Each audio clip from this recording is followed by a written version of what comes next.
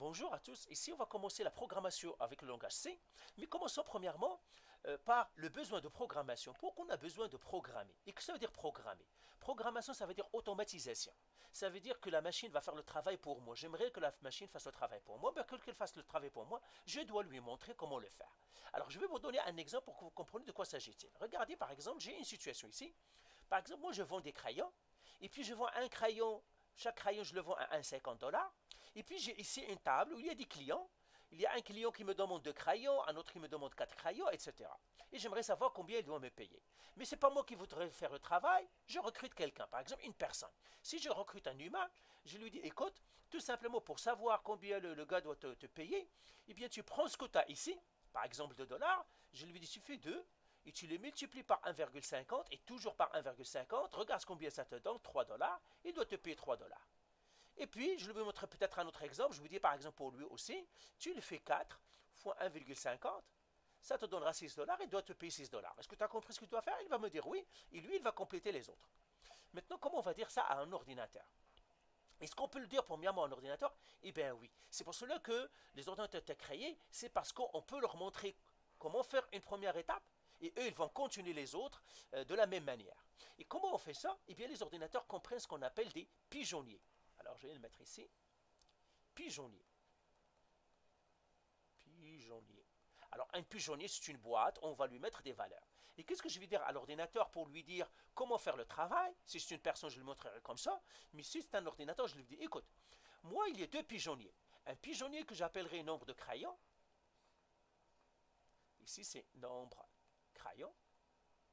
Et je lui dis, écoute, il y a un autre pigeonnier qui est là, qui est coût des crayons. Et je lui dis, le chiffre que tu trouves dans le pigeonnier nombre de crayons, parce que les chiffres peuvent changer, tu prends le chiffre qui est là, tu le multiplies par 1,50 et tu le mets là. Donc, qu'est-ce que je lui dis au fond? Je lui dis, tu prends le nombre, ce qui est dans le pigeonnier nombre de crayons, tu le multiplies par 1,50. La réponse, tu me le mets s'il te plaît dans le coût des crayons. Et là, regardez, je vais vous montrer ça avec Excel. Donc, regardons par exemple avec Excel. Avec Excel, il n'y a que des pigeonniers. Toute cellule ici, aux cases, c'est un pigeonnier. Par exemple, ce pigeonnier-là, il s'appelle quoi? Il s'appelle C4.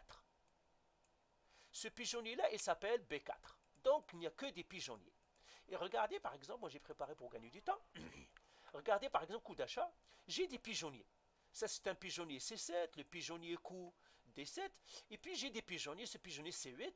Et maintenant, regardez que je vais dire à Excel. Je lui dis, écoute, pour faire le calcul, égal, prends ce qu'il y a dans le pigeonnier ici, où il y a le 2, le pigeonnier ici, en fait c'est quoi? C'est C8.